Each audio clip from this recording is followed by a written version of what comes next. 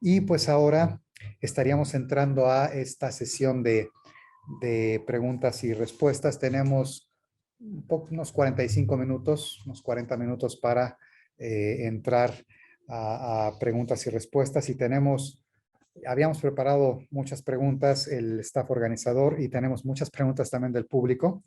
Primero voy a iniciar con una pregunta que va a ser para todas, entonces vamos a ir una por una y después ya tenemos preguntas un poco más concretas para cada una de ustedes y retomaremos algunas también relevantes del público que nos está viendo. Entonces, esta pregunta es para todas ustedes, pero me gustaría empezar con la doctora Margarita Caso y entonces voy a leerla. Considerando que prácticamente todas las actividades de desarrollo forestal sustentable contribuyen tanto a la mitigación como a la adaptación del cambio climático, en un escenario de recursos limitados, ¿cómo se podría potencializar la contribución del sector forestal a la adaptación?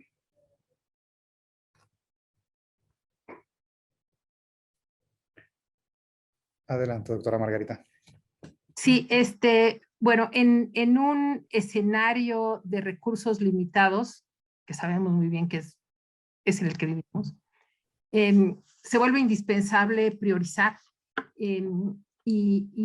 Bueno, yo creo que hay que tener claros cuáles son los criterios para priorizar las acciones ante estos recursos limitados. Por una parte, es importante identificar sistemas forestales que tienen el mayor impacto potencial por cambio climático. O sea, cuáles son los ecosistemas forestales más vulnerables para centrar acciones en términos de la salud de esos ecosistemas, de esfuerzos de restauración, en fin.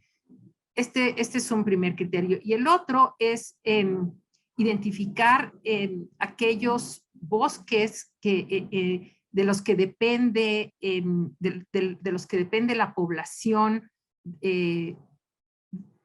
para su adaptación a cambio climático. Es prioritario la conservación de bosques en áreas críticas para donde es fundamental la conservación de servicios ambientales para disminuir los impactos de cambio climático. Por ejemplo, manteniendo el servicio ambiental de infiltración de agua en las cuencas en las que se surte una parte importante de la población donde se encuentran actividades de gran importancia como la producción de alimentos. Estos me parecen dos criterios fundamentales, además de otros, desde luego, de criterios para elección de zonas que promuevan la solución, por ejemplo, de conflictos por el uso de la tierra, que propicien acciones en las que se propicien externalidades positivas para la disminución de riesgos de desastres, zonas en las que se promueva el manejo integrado del paisaje, que sean importantes para la conectividad a lo largo de la cuenca, por ejemplo. Me parece fundamental definir y considerar estos criterios, pero bueno, creo que digamos que los dos más importantes es identificar aquellas zonas más vulnerables, aquellas zonas de bosques más vulnerables, y por otra parte aquellas zonas de bosques que sean clave en los servicios ambientales que brindan para la adaptación. Y bueno, añadir un poco que cuando pensamos en bosques y cambio climático, inmediatamente pensamos en mitigación, pensamos en captura de carbono, que desde luego es importantísimo, pero sin lugar a dudas son muchas las contribuciones del sector forestal que el sector forestal puede hacer para la adaptación. Entonces, es muy importante empezar a pensar en estos criterios ante recursos limitados que frecuentemente tenemos.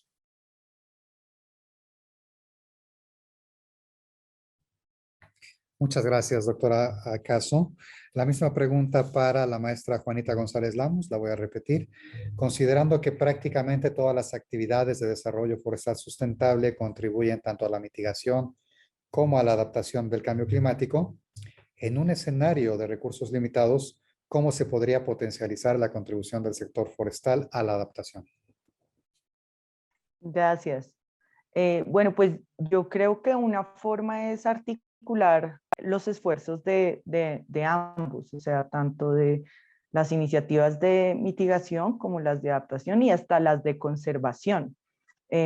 Por ejemplo, articular proyectos existentes que ya estén en curso, que se implementen en una misma región, una misma área, para que puedan, digamos, potencializar esos impactos, cada uno pues en su tema, en adaptación o en mitigación o en conservación, pero sí, digamos, si se hablan y se articulan, seguramente se pueden lograr cosas mucho mejor. Y también, por ejemplo, en formular y promover nuevos proyectos que sean de adaptación, pero que tenga co-beneficios en mitigación, ¿sí? Y en conservación. Y lo mismo, si se van a formular o a promover nuevos proyectos de mitigación para el sector forestal, analizar cuáles serían los co-beneficios en adaptación u otros para asegurarse que esos recursos escasos que hay, pues ayuden, digamos, apunten a diferentes objetivos.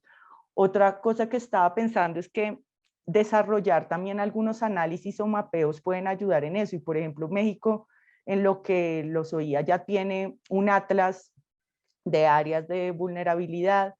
O sea, ya tiene identificado esas áreas del sector forestal, me imagino, donde hay mayor vulnerabilidad o riesgo a cambio climático. También si se tuviera un atlas del potencial de mitigación de esas áreas forestales y uno pudiera cruzarlas y dirigir esfuerzos justamente en adaptación y mitigación a esas áreas donde hay mucha vulnerabilidad, pero también hay mucho potencial en términos de carbono, ¿no? O sea, zonas, no sé, deforestadas, por ejemplo, donde en época de lluvia hay muchos deslizamientos y entonces hay un alto vulnerabilidad o riesgo por estos temas en estas zonas, pero también son bosques con un potencial en términos de fijar o almacenar carbono significativo, pues se pueden unir, ¿no? Estos intereses y aprovechar mejor esos recursos. Y bueno, también desde las políticas del mismo sector que se promueva esto, ¿no? No solo en términos de proyectos, sino en términos más de lineamientos institucionales, de promover que los proyectos de mitigación, y que creo que también es algo que la Convención de Naciones Unidas de Cambio Climático busca, ¿no? Y está tratando de promover, y es la articulación de la mitigación y la adaptación, y que no son dos cosas separadas. Entonces también, pues digamos, desde los lineamientos que se puedan dar como gobierno y como les decía desde un inicio, y también, ¿por qué no co-beneficios en otros temas como biodiversidad o, ¿no? o agua, recurso hídrico, entre otros?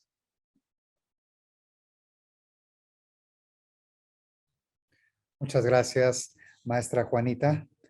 La misma pregunta para la maestra Catalina López, la repito, considerando que prácticamente todas las actividades de desarrollo forestal sustentable contribuyen tanto a la mitigación como a la adaptación, en un escenario de recursos limitados, ¿cómo se podría potencializar la contribución del sector forestal a la adaptación? Adelante, maestra Catalina. Sí, bueno, creo que, digo, la doctora Caso y la maestra Juanita ya lo describieron muy bien. Creo que cuando entendemos cómo se debe de ver un ecosistema sano, no importa cuál sea, vamos a poder entender los canales o los vectores por el cual se está generando el beneficio.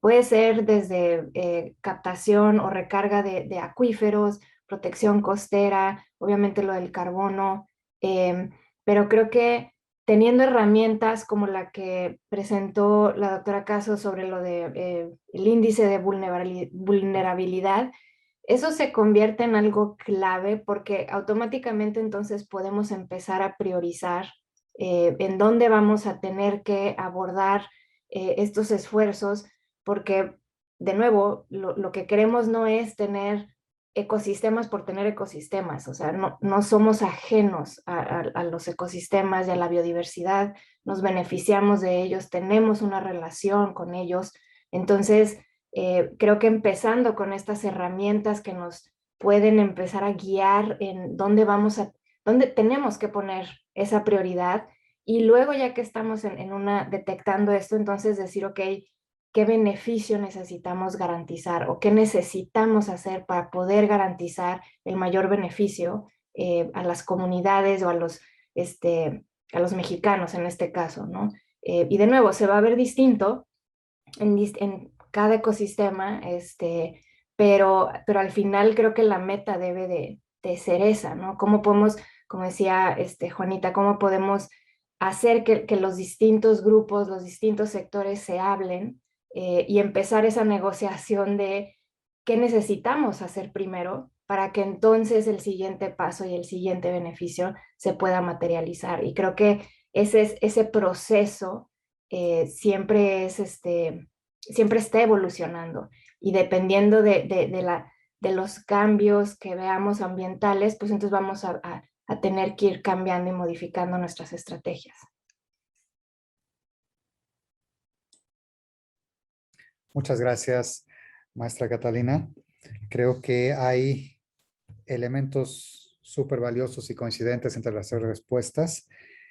Todas coinciden, perdón, en ya la evaluación y el análisis de vulnerabilidad con la que cuenta México. Eso es valiosísimo. Y aparte, resalto todos estos dos criterios bien detallados que nos dio la doctora Margarita Caso, en particular el segundo, identificar estos bosques que son clave, digamos, ¿no? Para la provisión de servicios ecosistémicos para comunidades clave también, ¿no?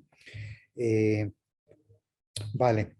En este sentido, me gustaría, doctora Margarita Caso, abonar en un tema que usted nos explicó, pero nos gustaría conocer un poquito más de su experiencia. Entonces, desde su perspectiva en la gestión pública de México, ¿qué factores del territorio y del contexto local determinan la elección de un enfoque de adaptación u otro?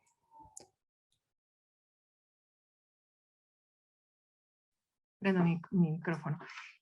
Bueno, en realidad tenemos, para nosotros es muy importante partir de una muy adecuada caracterización de la vulnerabilidad, lo más completa que sea posible. Tenemos esta herramienta que identifica la vulnerabilidad territorial, que es el Atlas Nacional de Vulnerabilidad al Cambio Climático, que como lo comenté en mi presentación, nos da una primera idea de cuál es la situación en términos de la vulnerabilidad local. Sin embargo, para la implementación de acciones en el territorio se requiere además una caracterización de vulnerabilidad a una escala mucho más fina. Se requiere de una caracterización de la vulnerabilidad que venga muy de abajo hacia arriba, y con esto no le quito importancia al Atlas Nacional de Vulnerabilidad. Se requieren los dos enfoques, de arriba hacia abajo y de abajo hacia arriba, pero para la implementación de acciones es fundamental contar con un buen diagnóstico de vulnerabilidad, idealmente con un diagnóstico que surja de las comunidades locales, que sea un diagnóstico diferenciado que permita identificar la vulnerabilidad diferente de las mujeres, y no nada más de las mujeres, sino de otros grupos de las comunidades como ancianos, niños, enfermos. Y mientras más fina sea esta vulnerabilidad, podremos tener y plantear acciones que disminuyan la vulnerabilidad, que atiendan esa problemática muy específica. Entonces, la identificación y priorización de las acciones de adaptación tiene que surgir en realidad de la comunidad para atender estas vulnerabilidades, para atender estas necesidades. Y desde luego, nosotros presentamos la problemática asociada a cambio climático, y presentamos las problemáticas que probablemente se agraven y se intensifiquen a futuro. Y también presentamos algunas opciones, posibles opciones de adaptación, pero en realidad las acciones que se implementan tienen que surgir de las comunidades para que realmente haya una apropiación y para que realmente estas acciones perduren en el tiempo. También es muy importante compartir con las comunidades desde el principio de los proyectos la importancia de la conservación de su ecosistema, para atender la vulnerabilidad a cambio climático. Me gustó la frase que dijo Juanita, que los ecosistemas son nuestros aliados para adaptarnos, en efecto, y esto hay que compartirlo y hay que hacerlo muy visible. De manera que en realidad las para el diseño de las acciones de adaptación, solemos incorporar los tres enfoques: de adaptación basada en ecosistemas, de adaptación basada en comunidades y de adaptación basada en la reducción de riesgos de desastres. ¿Por cuál nos vamos? ¿Hacia cuál nos inclinamos más? Pues depende de las necesidades locales, dependen de esa caracterización de la vulnerabilidad. Considerando además que con mucha frecuencia una misma acción de adaptación tiene este enfoque de ecosistemas y de comunidades y de reducción de riesgo de desastres. Digo, no son excluyentes los enfoques. Perfectísimo, doctora Caso. Muy completa y clara su respuesta, y sobre la importancia de partir de este diagnóstico de vulnerabilidad en la medida de lo posible en la escala más local posible. Bien, ahora nos gustaría pasar con la maestra Juanita González Lamus, y un poco también desde su experiencia en su país. La pregunta sería, ¿qué tipos de herramientas y o metodologías del enfoque de adaptación basada en ecosistemas son los más utilizados en Colombia? ¿Y cómo ha sido el proceso de elección de dichas herramientas y o metodologías, y qué factores intervienen en su elección? Entonces, en esta pregunta estamos pasando ahora un poco más al detalle. Ya la doctora Caso nos habló de las decisiones para el enfoque. Ahora queremos hablar un poco más sobre estas decisiones en términos de las herramientas y metodologías dentro de un enfoque. Adelante, maestra Juanita. Gracias. Bueno, pues desde mi experiencia en Colombia, digamos que como enfoque, el enfoque de adaptación basado en ecosistemas es ampliamente utilizado, y yo me atrevería a decir que es de los más implementados tanto por entidades de gobierno como ONGs, pero en cuanto a herramientas y metodologías dentro del enfoque de adaptación basada en ecosistemas, varían dependiendo de cada iniciativa. O sea, depende mucho del contexto, de los recursos disponibles, del tiempo que se tenga para el desarrollo de los proyectos, también de las capacidades técnicas con que cuente el equipo, del alcance que se haya establecido en esos proyectos o iniciativas. Dependiendo de eso, hay unas, digamos, unas metodologías u otras, pero sin duda cuando hay más recursos o más capacidades técnicas, pues uno ve una serie de métodos más detallados, análisis de vulnerabilidad, ¿no? Mucho más cuantitativos o pues robustos, a una escala de detalle más explícita, y en algunos otros casos pues se ven algunos métodos más cualitativos, pero básicamente en términos, por ejemplo, en métodos para análisis de vulnerabilidad y riesgo, hay de todo. Como te digo, pues dependerá del contexto que acabo de mencionar, pero hay análisis que se hacen utilizando análisis espaciales, digamos, y usando indicadores de información existente o proxies para estimar sensibilidad y capacidad adaptativa. Normalmente sí se utiliza información del Departamento Nacional de Estadística de Colombia o de los institutos de investigación, de las comunicaciones nacionales de cambio climático, ¿sí? O también hay otro tipo de análisis que, digamos, cuando hay menos recursos y no puedes hacer análisis de este tipo, también parten muchos de ellos es de la información o los análisis existentes que ya tiene el país. Por ejemplo, la tercera comunicación de cambio climático ya tiene análisis de vulnerabilidad y riesgo para cada uno de los municipios de Colombia, y está para 5 dimensiones: para seguridad alimentaria, para el recurso hídrico, para la biodiversidad, infraestructura, salud. Entonces, dependiendo del tipo de proyecto, digamos que algunos ya utilizan este tipo de análisis para la dimensión que le es útil, y hay otros también, digamos en el caso de TENES hemos implementado algunos otros métodos que incorporan, por ejemplo, modelamiento hidrológico, porque es un fuerte en nuestras capacidades, ¿no? Entonces también incorporamos el tema de la respuesta hidrológica con escenarios de cambio climático, y también ver diferentes indicadores de sensibilidad y capacidad adaptativa, cómo podrían afectarse.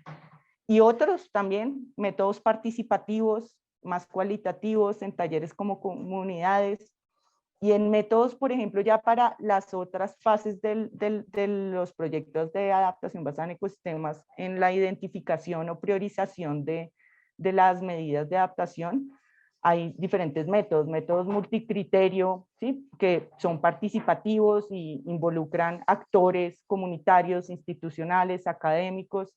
En estos muchas veces se involucran temas de género, como yo les contaba, por ejemplo, en los que nosotros tratamos de hacer para entender un poco las percepciones también de mujeres y hombres y sus roles, sus intereses.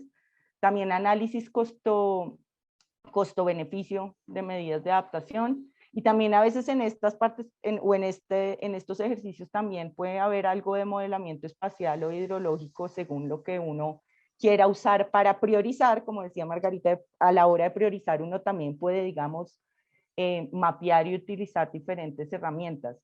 Esto por mencionar algunos, ¿no? Pero ya después para las etapas de implementación o de monitoreo de las medidas como tal, digamos, pues depende de qué medida voy a implementar, ¿no? Depende de si voy a hacer restauración o unos sistemas silvopastoriles, o si voy a hacer apicultura, o ya aquí dependerá.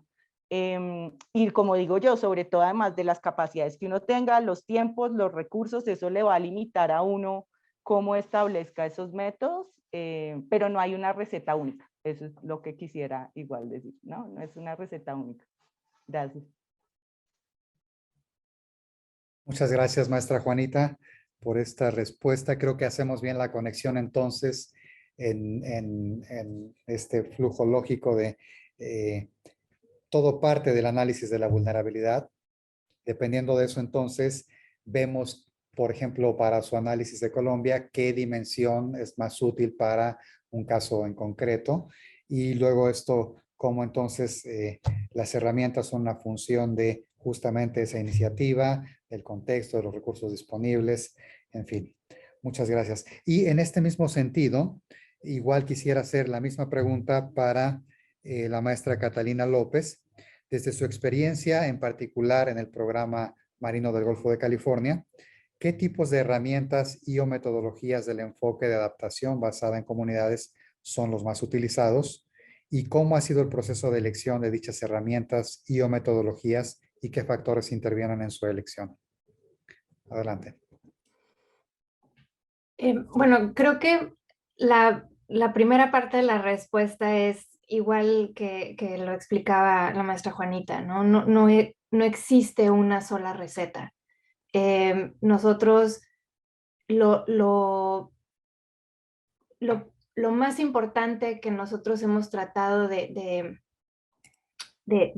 practicar, creo yo, es llegar a una comunidad y poder crear estos proyectos de investigación, de monitoreo, que se adapten y reflejen la dinámica que existe en esas comunidades. Es decir, la ciencia no tiene que ser rígida. Puede ser, la podemos cambiar y la podemos adaptar y podemos seguir cumpliendo con los estándares de rigurosidad que se requieren. Pero la manera en que, por ejemplo, nosotros trabajamos en Bahía Magdalena es distinta a cómo trabajamos en la Bahía de la Paz o en alguna comunidad en Chiapas. ¿Por qué? Porque cada comunidad tiene costumbres, tiene una relación distinta con los manglares, en este caso, ¿no? Entonces, lo que nosotros queremos es, si realmente queremos plantear y establecer proyectos de largo plazo, tener una comunidad que pueda monitorear en el largo plazo lo que está sucediendo en su entorno, lo que está sucediendo con las especies, lo que está sucediendo con la salud del ecosistema completo, necesitamos asegurarnos de que esos monitoreos y esa colecta de información se refleje la relación que ellos tienen con ese ecosistema. Y de nuevo, repito, eso no le quita la rigurosidad a la metodología como tal. Siempre estamos tratando de implementar tecnología nueva. La tecnología, aparte que se desarrolla a una velocidad impresionante, en el mediano y largo plazo nos ayuda a bajar el costo de lo que es estar generando esta información. Entonces, el uso de drones para poder monitorear coberturas, densidades, biomasas de manglares, por ejemplo, o de todo un humedal. O el uso de GPS cuando estamos hablando de actividades dentro, alrededor de un manglar, o incluso en la pesca, ¿no? Que podamos rastrear en dónde están las especies adultas de todas que requieren del manglar en sus etapas juveniles, porque existe esa conexión de nuevo. Entonces, creo que la clave está en primero entender a la comunidad, entender y conocer sus necesidades, sus prioridades, su historia, sus costumbres, y luego ver entonces cómo podemos crear y diseñar métodos científicos para generar información que fortalezca o que prepare a estas comunidades y al gobierno y a OSCs en la toma de decisiones. Entonces, de nuevo, no hay una receta única y podemos estar haciendo monitoreos de aves, por ejemplo, porque son importantes para el turismo, y lo vamos a hacer de manera distinta dependiendo de dónde estamos.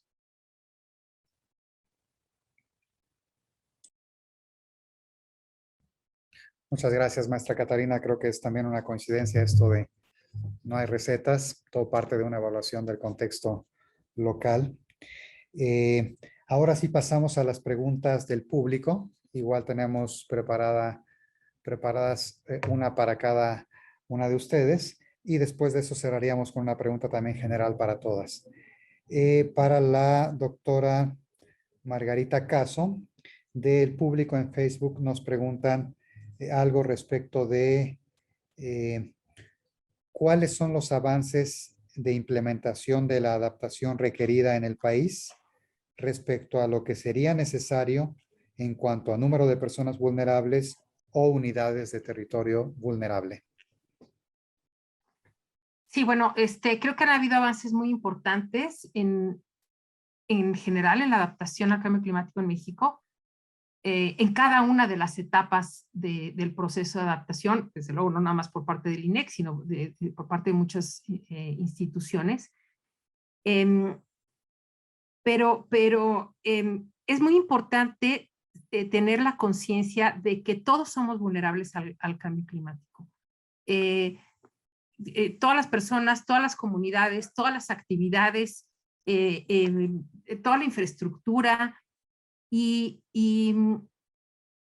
también tener claro que esto que comentábamos de que la adaptación es un proceso que no termina. Nunca vamos a poder decir, ya me adapté, ya terminé, ya no soy vulnerable al cambio climático. Esto sabemos que no va a ser así. Por eso hablamos de este proceso iterativo. Hay una gran incertidumbre sobre cómo va a ser el clima futuro. Depende, desde luego, de muchísimas cosas. Pero con esta conciencia de que la adaptación es un proceso, es muy importante darse cuenta que al ser un proceso y que no termina, es una especie de pozo sin fondo. Y hay que tener también conciencia de que la adaptación no es un problema del sector ambiental. Como el cambio climático afecta a todos y afecta a todos los sectores, es un tema que se tiene que atender por todos los sectores. Por ejemplo, el sector comunicaciones y transportes, bueno, desde luego las carreteras, las vías de comunicación son muy vulnerables a derrumbes, a inundaciones, a deslaves. Es necesario planear en ese sentido, considerando el cambio climático. En el sector salud surgen enfermedades emergentes o se distribuyen de otra forma las enfermedades que ya existen en el territorio. Es necesario planear considerando cambio climático. Las actividades productivas, por ejemplo, la ganadería y la agricultura son totalmente dependientes del clima. Todos los sectores, es muy importante ser conscientes de que todos los sectores y todas las personas somos vulnerables al cambio climático y que la respuesta tiene que ser de todos y de todos los sectores también. Y en ese sentido, ¿cuántas personas son vulnerables? ¿Cuánto nos falta? en realidad lo que nos surge es seguir implementando, nos surge seguir implementando de manera transversal, implementar en todo el territorio y bueno, fomentar un sentido de corresponsabilidad, no nada más institucional, sino de las comunidades humanas y personal.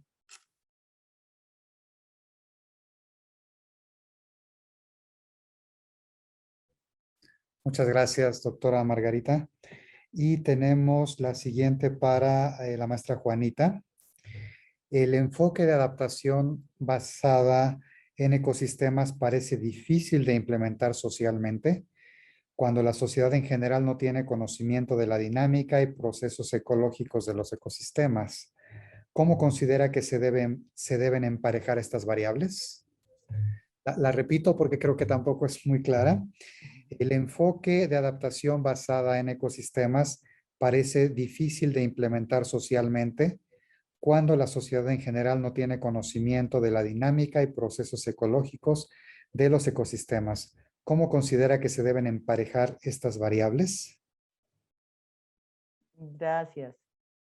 Bueno, pues para empezar, en la experiencia que yo he tenido implementando este enfoque, me he sorprendido que las comunidades sí tienen mucho conocimiento de la dinámica y los procesos ecológicos y cómo estos están ligados con sus medios de vida, ¿no? Con las actividades. O sea, es increíble, pero digamos estas comunidades rurales en las que sí, todos sus medios de vida dependen de los servicios ecosistémicos, tienen mucha claridad en eso.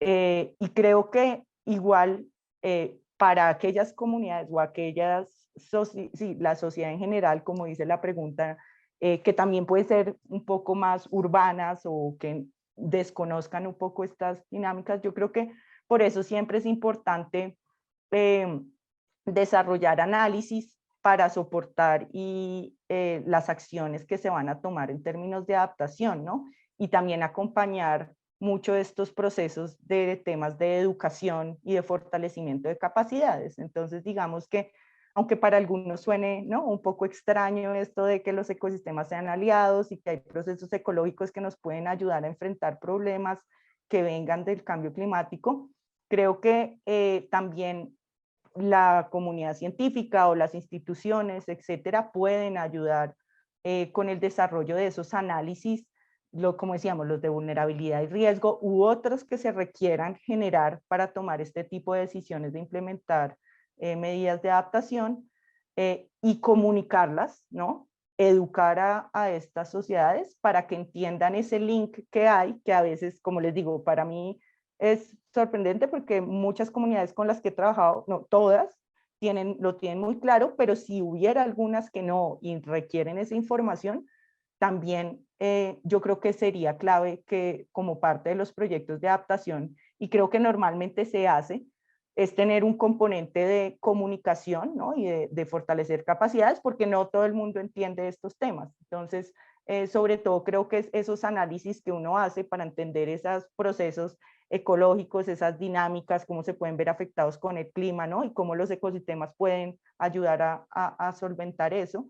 Creo que también es un poco bajarlo del discurso tan científico, tan técnico, para que la sociedad general también lo entienda y pueda ver este enfoque no como algo que pareciera muy difícil de implementar.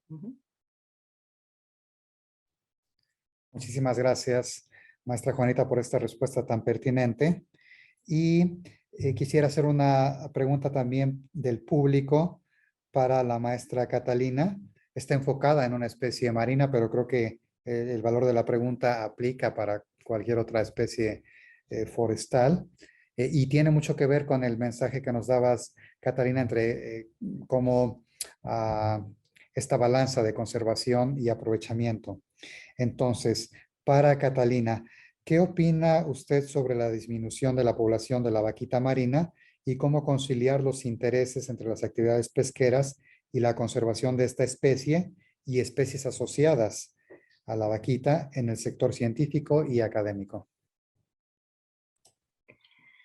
Sí, creo que, bueno, de entrada la problemática del Alto Golfo con respecto a vaquita marina nos ha dejado muchísimas enseñanzas, desde la perspectiva científica, desde la perspectiva de cómo abordar conservación de especies, independientemente de cuál especie, pero al mismo tiempo creo que también nos dejó o nos está dejando muchísimas enseñanzas sobre la importancia de no perder de vista a las comunidades.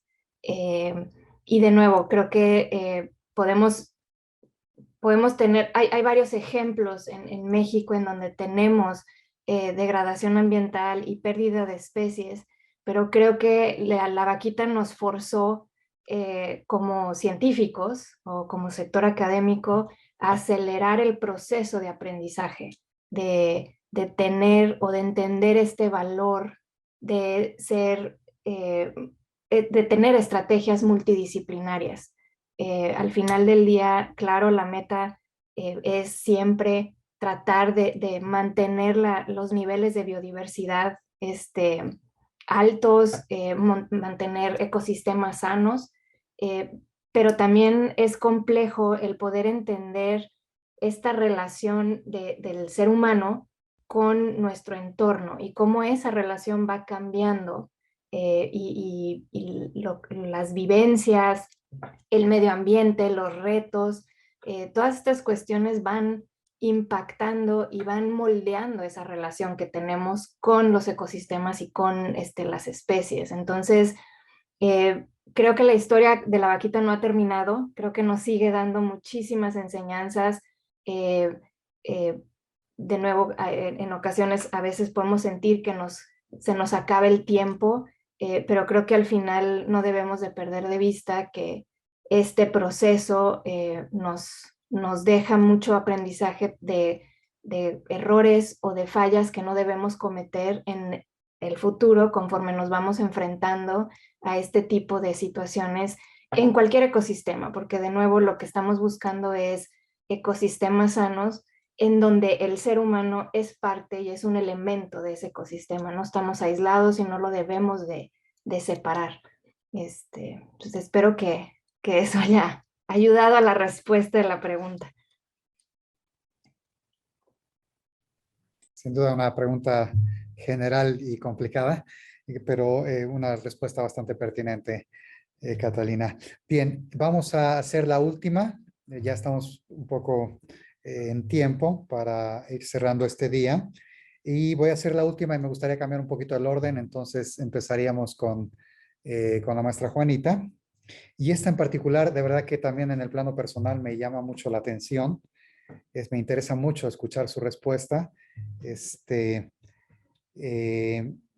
En la implementación de las iniciativas de adaptación en las que usted participa, ¿se ha enfrentado al reto de tener que equilibrar la reducción de la vulnerabilidad de ecosistemas y la reducción de vulnerabilidad de comunidades? Si sí, ¿cómo ha resuelto este reto? Y si no, entonces es al menos un resultado muy importante, ¿no? Adelante.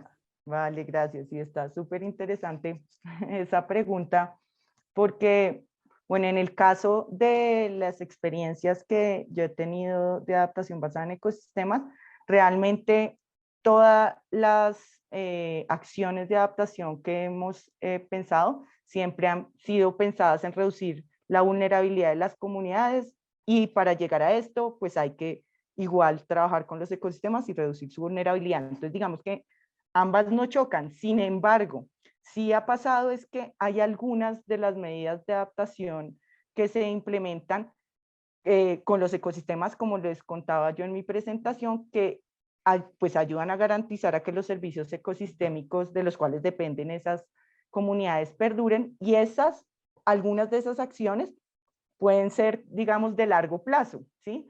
Entonces no sé, por ejemplo, la restauración de un bosque, ¿sí? O de un bosque ripario, y esperar reducir la sedimentación del cuerpo de agua y mejorar los hábitats alrededor para los peces, para la carne de monte de la que estas comunidades dependen, toma tiempo. Entonces, a veces si uno se enfrenta que son acciones que claro, las comunidades igual las priorizaron, las identificaron como claves, pero toman un largo tiempo, entonces para ellas es algo que, digamos, en lo que hemos como resuelto este reto, es acompañarlas de otras, digamos, que creen nuevas oportunidades o medios de vida de una forma más a corto plazo, ¿sí? Entonces, por eso, como les contaba yo, en el proyecto que estuvimos implementando tenemos acciones de restauración, pero también, por ejemplo, la implementación de huertas o patios productivos o ensayos de piscicultura, ¿sí? O estos grupos guardaciénagas donde a través de esos viveros comunitarios podían vender productos, ¿no? Semillas, plántulas, sus servicios como restauradores. Y digamos que es una forma también de resolver más que si uno escoge la vulnerabilidad, ¿sí? Como a quién le reduzco la vulnerabilidad, al ecosistema o a la comunidad, porque como te digo, en ambos casos si reduzco la del ecosistema me ayuda con la comunidad, pero yo siento que a veces es por los plazos que uno debe tratar de buscar medidas que aporten a estas comunidades en diferentes momentos, porque si todo se vuelve tan de largo plazo que ellos van a ver unos beneficios, ¿no? En un futuro muy lejano, pues también, digamos, es un poco, se deja de reconocer esas problemáticas tan apremiantes que tienen estas comunidades que son inmediatas, ¿no? Entonces es tratar de tener ambos lados cubiertos. Gracias. Gracias, maestra Juanita, y la misma para la maestra Catalina. La repito, en la implementación de las iniciativas de adaptación en las que usted participa, ¿se ha enfrentado al reto de tener que equilibrar la reducción de la vulnerabilidad de ecosistemas y la reducción de la vulnerabilidad de comunidades? Si sí, ¿cómo se ha resuelto este reto? Sí, creo que, bueno, Juanita lo explicó perfecto. No son excluyentes, creo que están relacionadas. Entonces, si tenemos un ecosistema sano, resiliente, vamos a tener comunidades sanas, resilientes. Es difícil separarlas, estando ahí, es difícil separar una de la otra. Es este juego constante de encontrar siempre el equilibrio de qué necesito hacer primero o qué necesitamos atender primero para que podamos desatorar algo que luego nos lleve a la siguiente etapa. Y la idea es, todos estos son procesos que van evolucionando. Entonces, obviamente ahorita a lo mejor empezamos el trabajo en una comunidad en donde tenemos un ecosistema muy degradado, y sabemos que para poder tener, no sé, una pesquería sana, primero necesito restaurar y empezar a cambiar la dinámica que existe en el ecosistema para que poco a poco en el tiempo empecemos a ver los beneficios en donde vamos a fortalecer a estas comunidades y así atender esa vulnerabilidad.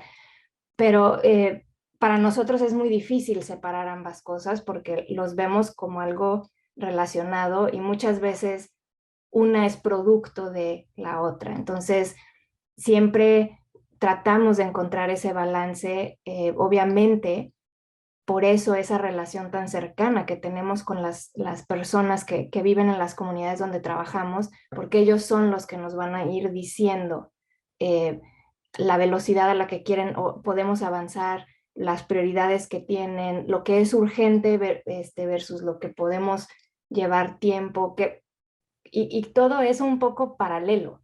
Entonces no es como que es todo tan discreto de necesito terminar una cosa para empezar otra, pero creo que ahí es en donde se convierte o es muy importante tener ese contacto y esa retroalimentación y la participación de las comunidades. Entonces yo lo vería más como ese balance, el equilibrio entre ambas cosas, porque no las podemos separar. Muchas gracias, Catalina. Y doctora Caso, entonces es la misma pregunta. Si a lo largo de las respuestas va teniendo menos sentido la pregunta, eso mismo es un resultado relevante, pero la vuelvo a plantear. En la implementación de las iniciativas de adaptación en las que usted participa, se ha enfrentado al reto de tener que equilibrar la reducción de la vulnerabilidad de ecosistemas y la reducción de vulnerabilidad de las comunidades? Si sí, ¿cómo se ha resuelto dicho reto? Bueno, en realidad mis colegas Catalina y Juanita lo han comentado muy bien. En realidad no nos hemos enfrentado a este reto en particular. Para nosotros ha sido fundamental mantener siempre un enfoque sistémico, un enfoque de socioecosistema, como nos gusta llamarlo, para enfatizar que en los ecosistemas hay comunidades humanas. Creemos que este enfoque sistémico es fundamental considerar que lo que hacemos aquí tiene un impacto allá, y las externalidades positivas y negativas de las acciones pues es necesario considerarlos. En realidad, en nuestros proyectos de implementación en el territorio buscamos siempre esta coherencia. Para nosotros no tendría mucho sentido hacer una acción de adaptación con las comunidades que perjudicara a la biodiversidad. Esto para nosotros verdaderamente no tendría sentido. Y buscamos siempre que las intervenciones en el territorio sean integrales, con este enfoque de sistema, con este enfoque de socioecosistema, y que sean congruentes tanto con la adaptación como con la mitigación, como con la conservación de la biodiversidad, que sean congruentes también con planes y programas nacionales y locales, y que sean congruentes también con compromisos que se derivan de convenciones internacionales, como las 3 convenciones de Río, la de cambio climático, la de biodiversidad y la de lucha contra la desertificación. De estas convenciones se desprenden compromisos particulares para atenderlas, pero todos esos compromisos se implementan en un mismo territorio, de manera que las acciones que tengan esta congruencia con estas convenciones internacionales, con los planes, con los programas nacionales, y para nosotros muy importante, con la mitigación, con la adaptación y con la conservación de la biodiversidad. Súper bien, les agradecemos a las 3 por en particular estas últimas respuestas a la misma pregunta. Y bueno, ya estamos en tiempo. Queremos agradecer de verdad este panel de discusión. Creo que hoy muchos mensajes conceptuales interesantes, pero también como muy concretos para la operación de la CONAFOR.